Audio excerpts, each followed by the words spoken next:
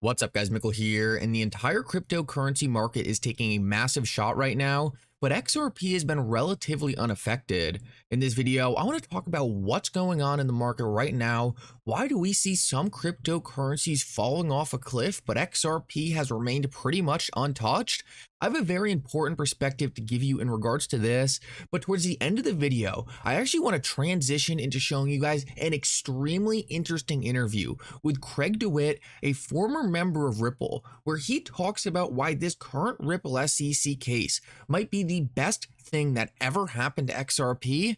Guys, this is something I have been talking about for a while now, but I want to show you a former member of Ripple saying this exact thing because I think it's really going to help you guys understand that we are right around the corner from a flip of the switch moment where XRP could dominate the entire crypto market. Make sure to stick around for that. You are not going to want to miss it.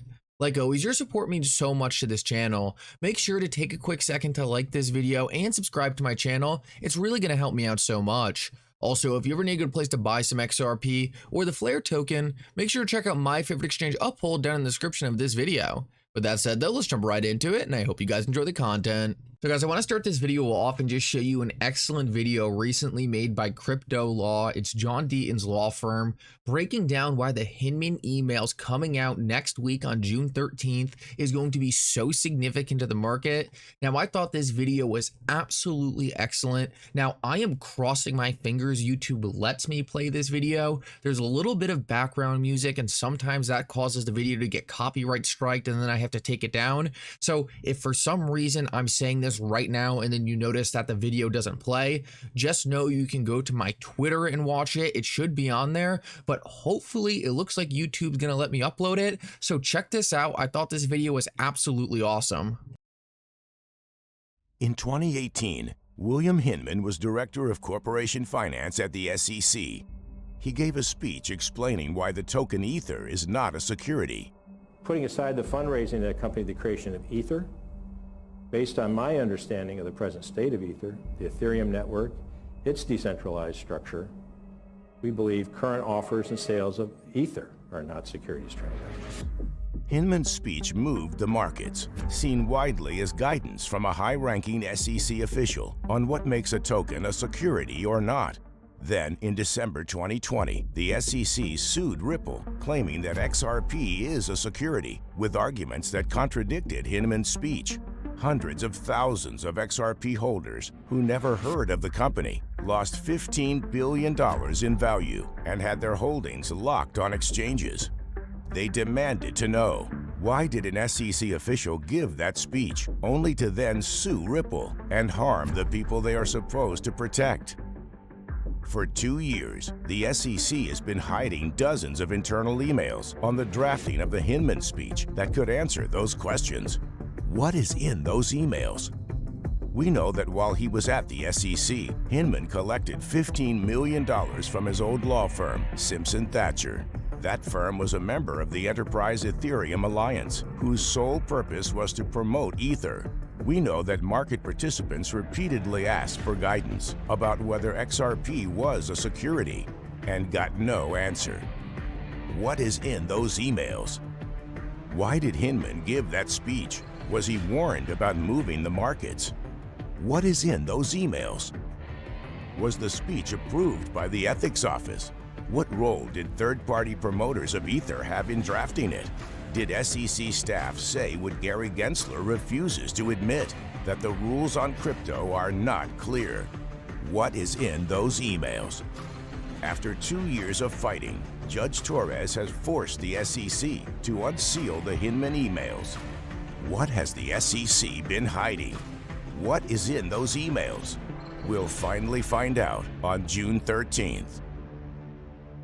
So guys, I thought that video was absolutely excellent. Hopefully you got to see it, or else that was a little bit of an awkward transition right there. But anyway, I want to throw something else on top of this because this is extremely interesting, and leave it to digital asset investor to actually find something like this. So it turns out that Congress is actually holding a crypto congressional meeting the same exact day the Bill Hinman Ethereum free pass emails are made public on June 13th.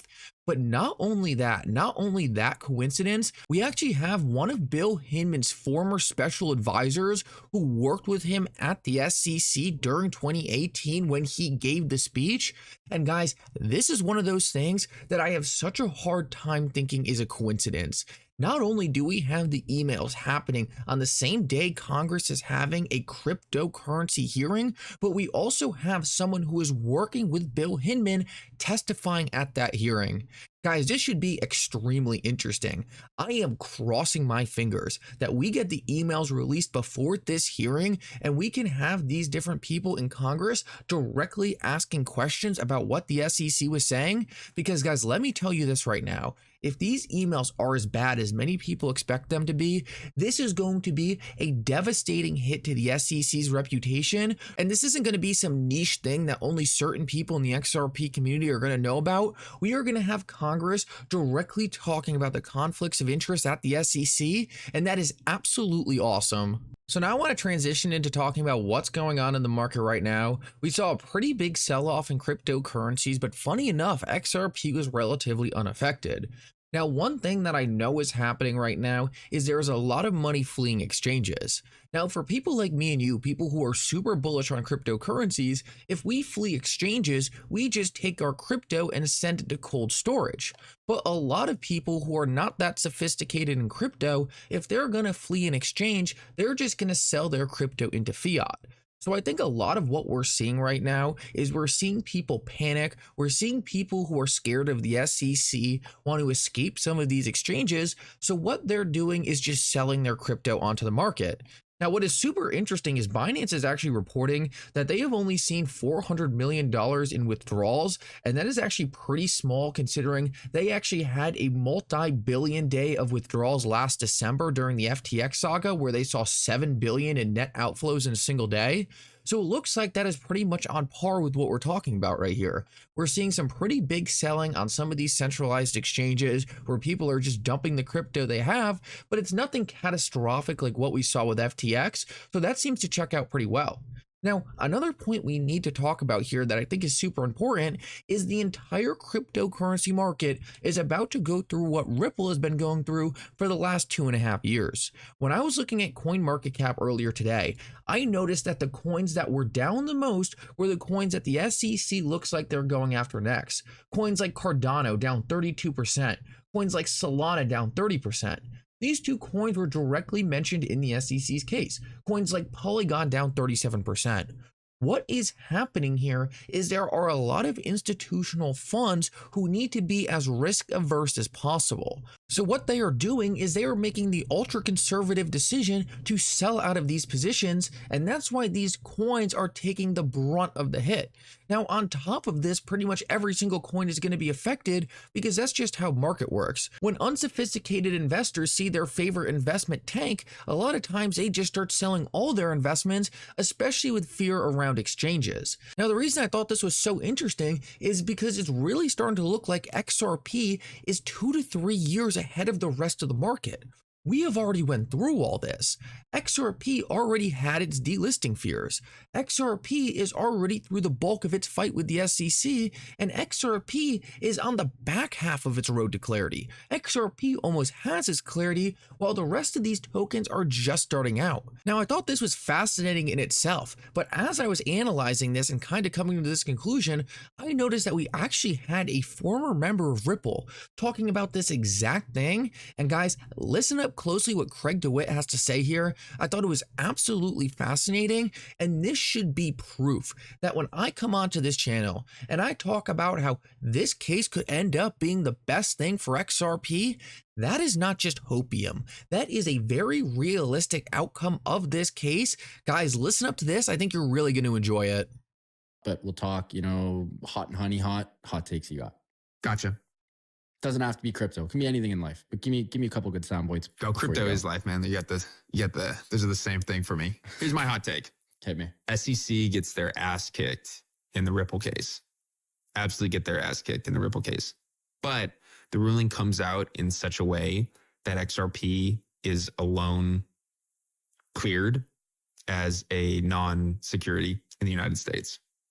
Meaning that with all the other stuff that the SEC is pulling, suing exchanges, suing other coins, are going to sue some big ones as well, that only BTC and XRP have legal clarity in the United States for a 2-year period. Just taking some show notes on that one. Ooh, that would be spike. like the turnaround of a century, right? Go from like wow, getting beat up by the government to being the only one with clarity because I spent $250 or $200 million fighting this case. Is that how much Ripple spent? Yeah, it's a public number, but yeah, like $200 million. So guys, I thought that was an outstanding statement right there, and I thought it was spot on. I think we are right around the corner from a flip of the switch moment where XRP instantaneously gets clarity in the United States market that no other cryptocurrency can get. This is going to cause every institution and every builder to be forced to go to the XRPL. And guys, I think this could give XRP a monopoly on the entire regulated cryptocurrency space. Obviously, we still need to wait for the court decision. Obviously, we still need to wait for XRP to get that clarity. But guys, I think this Ripple SEC case really could be a blessing in disguise where XRP achieves a status that no other cryptocurrency can get unless they are sued by the SEC or unless Congress makes rules years down the line. Anyway, guys, thank you so much for coming. I hope you enjoyed this update. If you did, make sure to like and subscribe. It really does mean so much. And for now, Mickle out.